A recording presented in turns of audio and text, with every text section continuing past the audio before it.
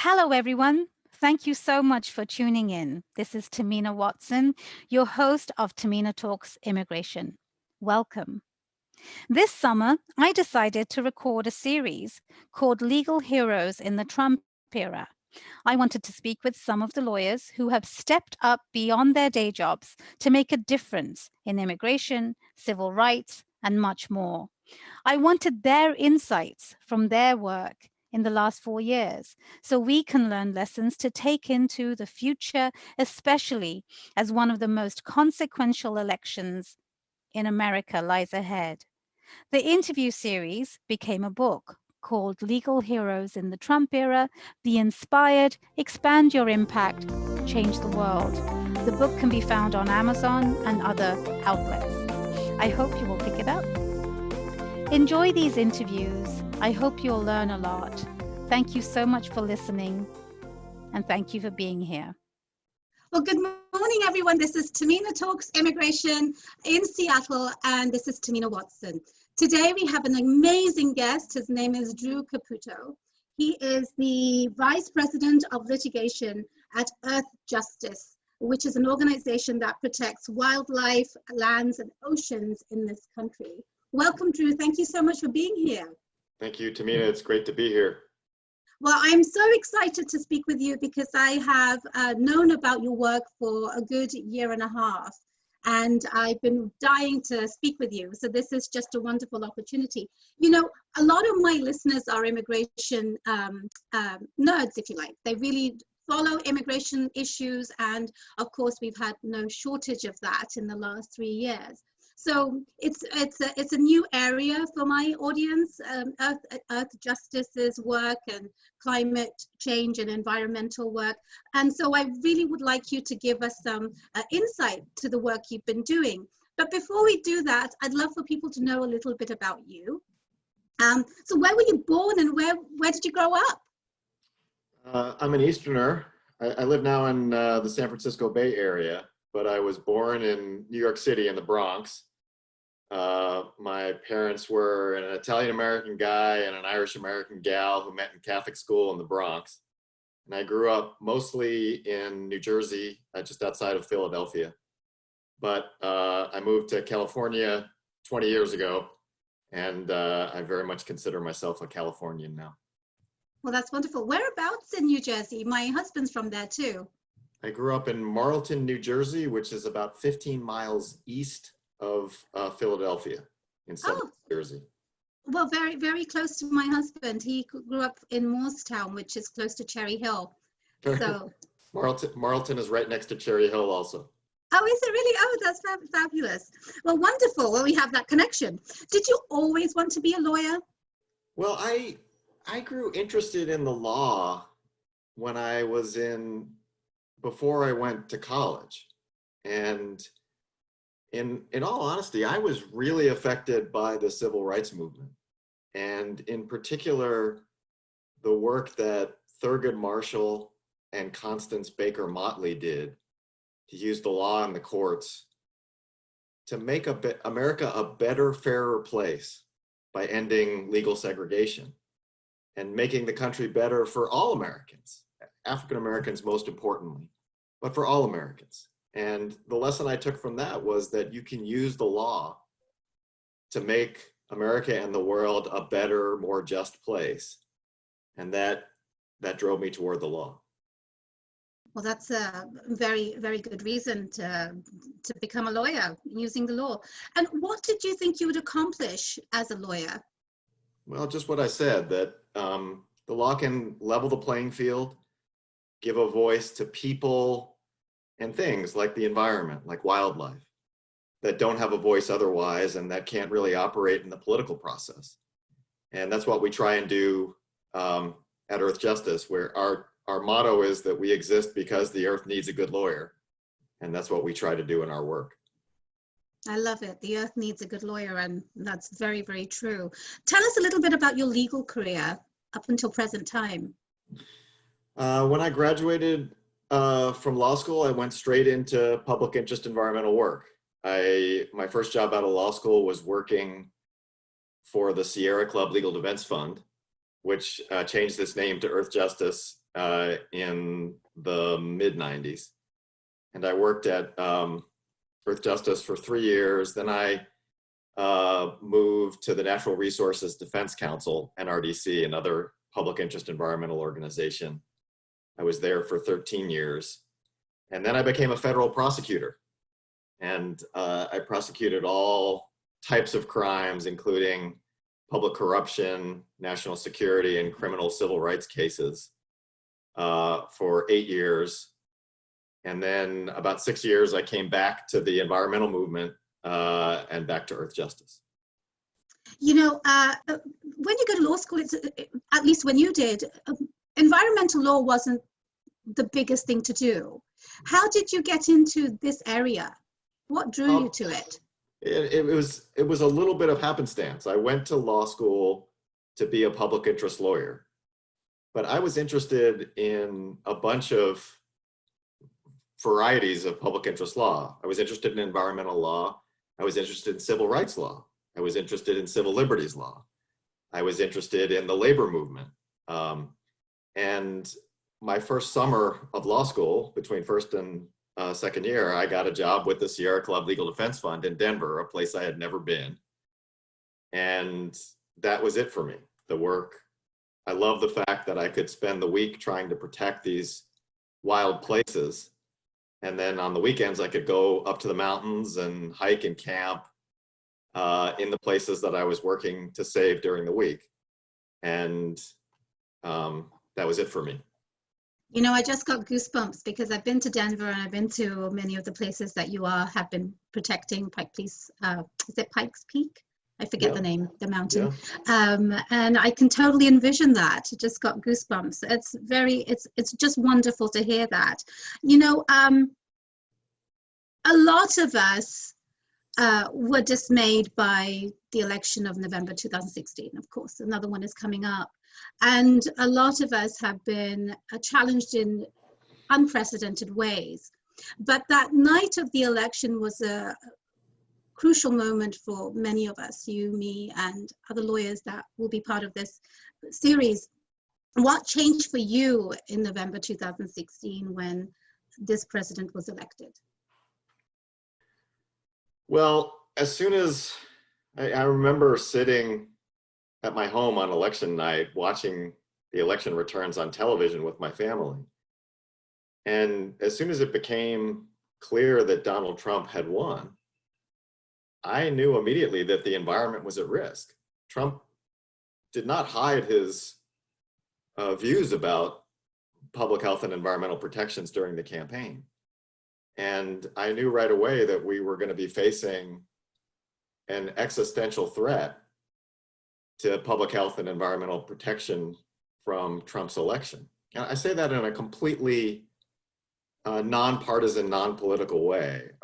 I've been proud over my career to work with Republicans and Democrats in service of the environment. Earthjustice is an equal opportunity litigant. We sued the Obama administration many, many times. But the Trump administration's policies are uniquely damaging to the environment. And they have thrown in entirely with industry interests that achieve private economic gain by harming the environment. So I knew right away from the election that the environment and public health were at new and unique risk. And what steps did you take after that realization?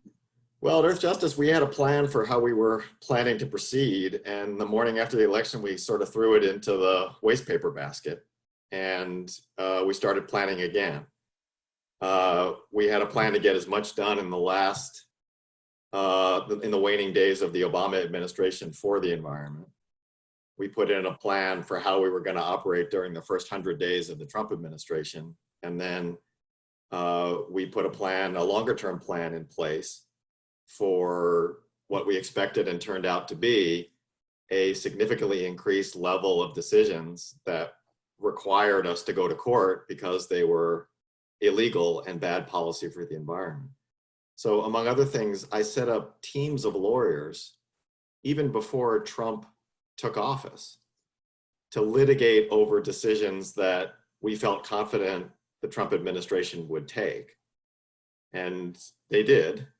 And so we were able to go to court very quickly, sometimes the same day, on some of these decisions because we had gotten ready to challenge those anti-environmental actions even before the new administration took them. You know, I want to take a moment to applaud you for that visionary step you took.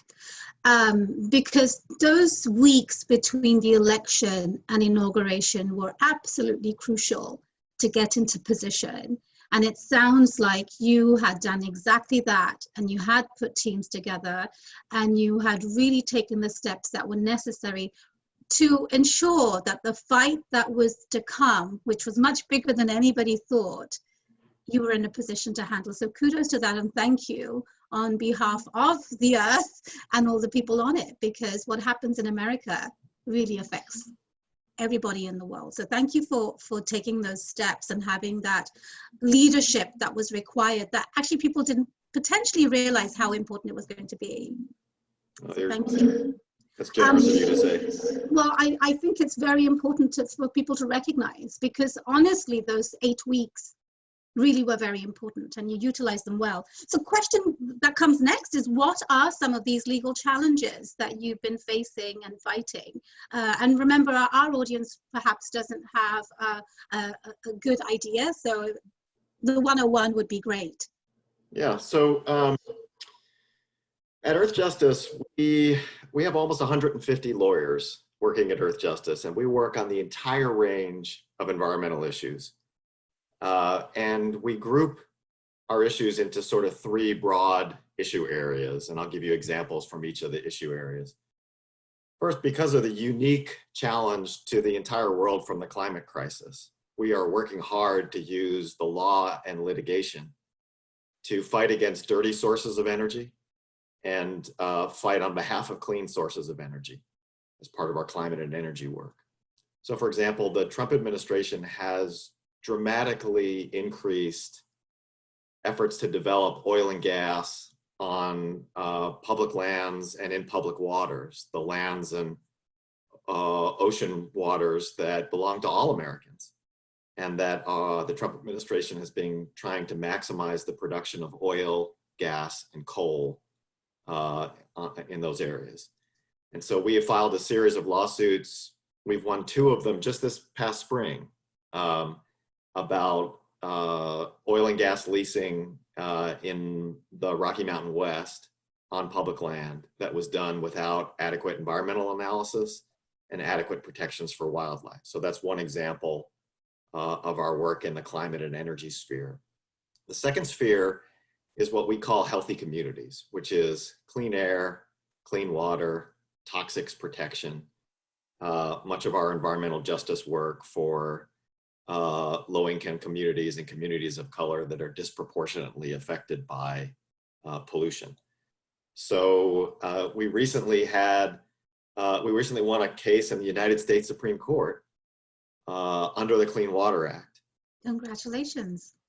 Thank you. Dealing with sewage pollution that was being injected into the groundwater and traveling from that to the Pacific Ocean. So that sort of core air and water protection, which has at its center protecting public health, is a big part of our work. And then finally, the piece of our advocacy that I help to lead is our work to protect public lands, wildlife, and oceans. And an example of that litigation is one of the last things President Obama did in 2016 was to permanently protect most of the Arctic Ocean and some important canyon habitat in the Atlantic Ocean from oil and gas development. And President Trump came into office in 2017, and he signed an executive order that purported to reverse President Obama's action. That was one of the actions that we knew President Trump would take even before he took office. So I set up a team of lawyers to prepare for that. So when Trump took that action to overturn the Arctic and Atlantic Ocean protections, we sued him within a few days.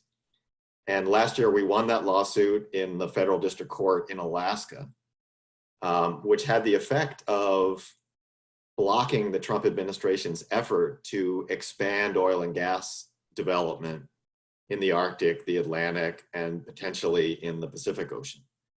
So those are all examples of work that we're doing across our 3 big issue areas and some specific cases that we've handled in recent years about them. That's amazing. I mean, the Arctic one particularly, you know, all of these issues that you've described are not just for America, not just locally. What we have seen in the last 2 months is we're all connected. And if there were ever an example, COVID-19 is that if we don't protect one area, you know, another area will be affected. So thank you so much for that lovely summary that you've given us, because it gives us an insight to your work. And I think that is why it's so important. But, you know, I don't know if all of us who are not as attuned to the things that you've seen realize how important this really is. And do you have examples of why saving the Arctic is good for, let's say, Southeast Asia? You know, is that too simple a question or too stupid a question? Do you understand what I'm trying to say? No, I understand the question at all entirely, and it's a great question.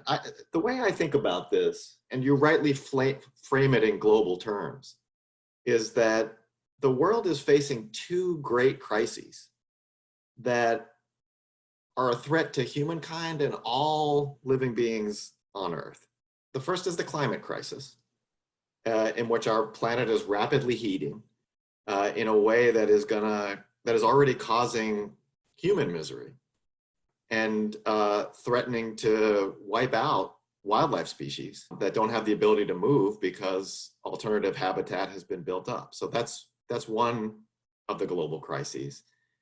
The other is the global biodiversity crisis, in which there's been a dramatic acceleration in extinctions, but maybe even more seriously, or similarly seriously, species that haven't yet gone extinct, the individual members of these animal populations are being cut in half in the aggregate. All life on Earth is able to live because of other life. We depend on other species, including tiny species like insects, for things like nutrient cycling and natural pest control and all sorts of other ecosystem services. And human beings have so dramatically changed the world that all of that stuff is at risk. So our goal at Earthjustice is to use the power of law to try and address those problems. And the frustrating thing is we know how to address them.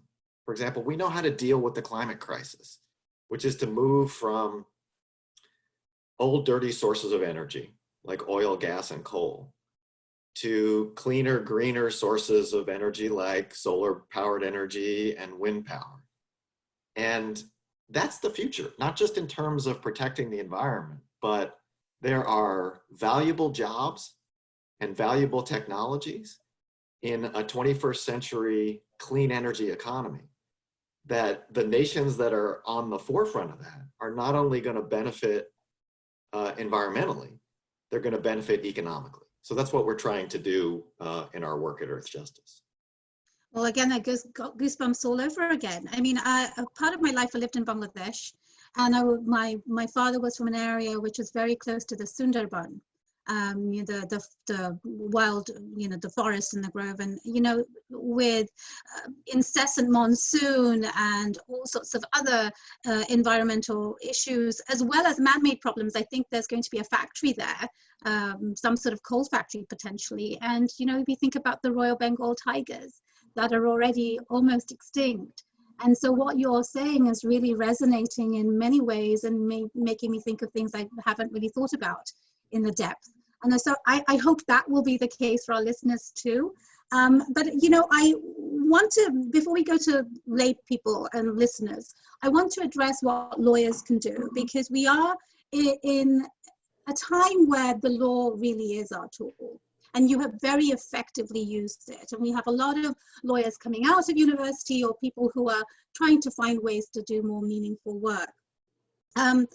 What would you say to lawyers who are looking to follow your footsteps or do something meaningful, not necessarily in environmental law, but anything, what would you say to them?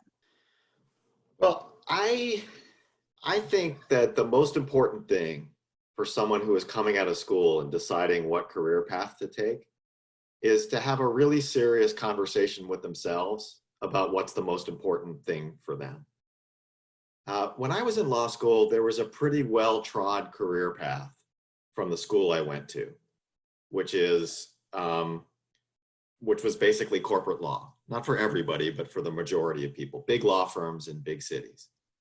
And I didn't want to do that because life is too short to spend 10 hours a day doing something that I didn't believe in.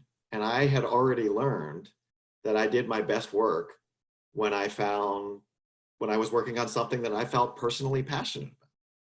So having that conversation with yourself about what is the most important thing for me in terms of how I want to spend a plurality of my time. I think that sort of self-conversation is really important. And if you're interested in doing something that's off the main path, for example, public interest law rather than corporate law that sort of is the gravitational pull at your law school, my experience has been that people who really pursued jobs that spoke to them, regardless of what the jobs were, they have been uniformly satisfied with their careers and really felt like they've made a contribution, whatever that contribution is. Whereas folks who just sort of followed the stream without really thinking hard about what it is that they wanted to do with their lives, their careers have been a lot less satisfying. So I think that's the most important first step of the process, which is to be honest with yourself. And if the answer is maximizing my salary, then you should pursue a job that allows you to do that. But if the answer is different, which is that I want to be able to use the world in a way that use the law in a way that I feel good about, I think it's really important to go down that path. I think those are very wise words, and I would echo that simply from my own career. I want to take that a little bit further, and I really want to talk about activism.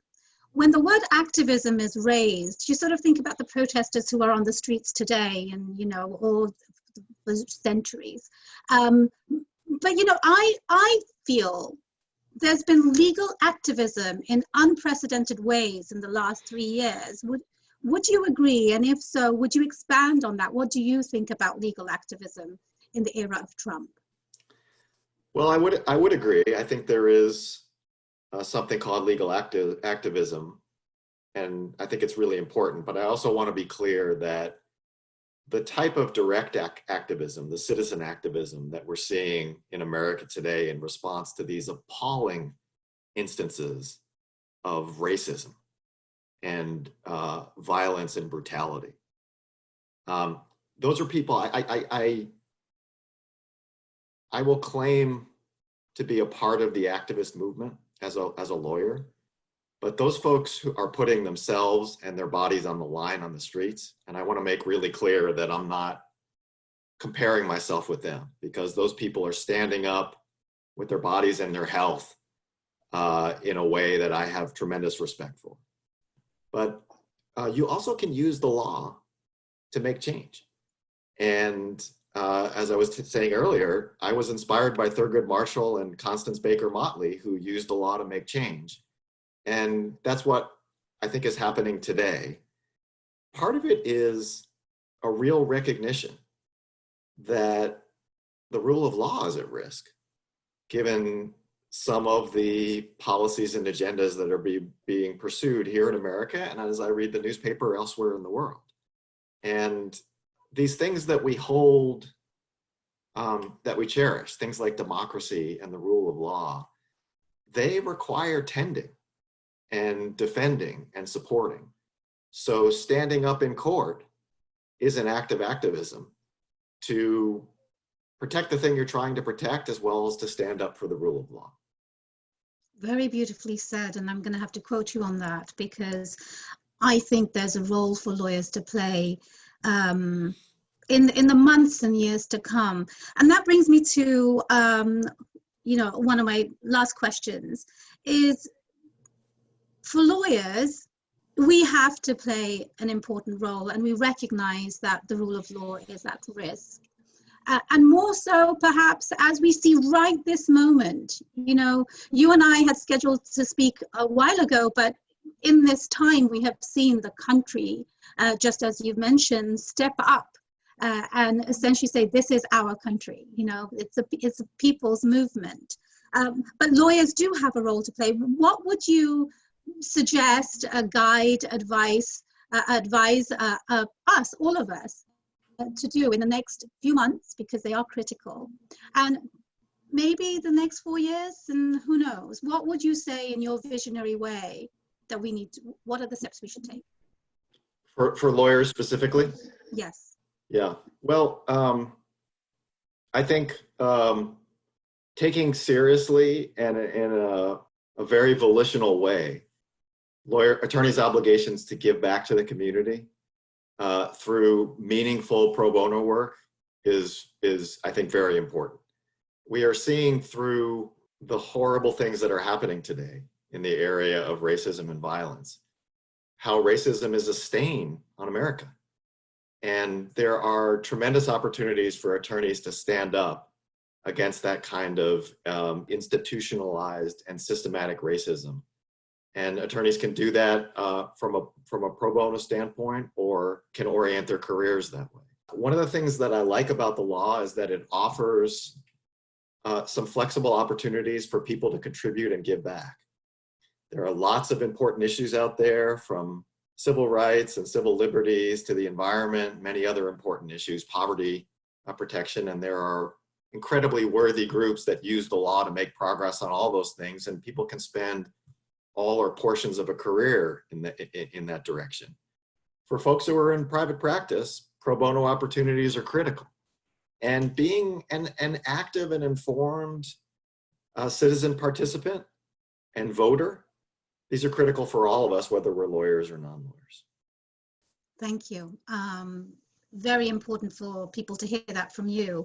You know, it's been an absolute honor to speak with you and hear your story and all the work that you've been doing. Thank you for taking time for being on this show, Tahmina Talks Immigration.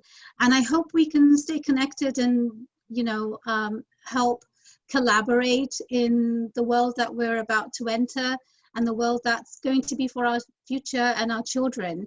We're all working towards a better world, and I commend you for everything you've done. So thank you for being here. Well, thank you for your generosity, Tahmina, in inviting me, and it's a pleasure to talk with you and to be able to talk with your audience about the work of Earthjustice. If you're interested in what we do, I encourage people to take a look at our website at earthjustice.org. We are a group of people who use the law to make America and the world a cleaner, greener, more just place. And if you're interested in what we do, I hope you'll consider joining us. Thank you. Thank you.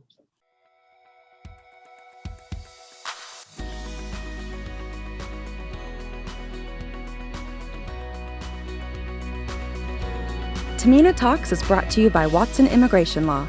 Founded in 2009, Watson Immigration Law is one of Seattle's premier immigration firms, specializing in business and investment visas, but offering a wide range of immigration services. If you need assistance with your immigration needs, Watson Immigration Law is ready to help. Just call 206-292-5237 to schedule an appointment. Mention this podcast to receive a 10% discount off your initial consultation fee.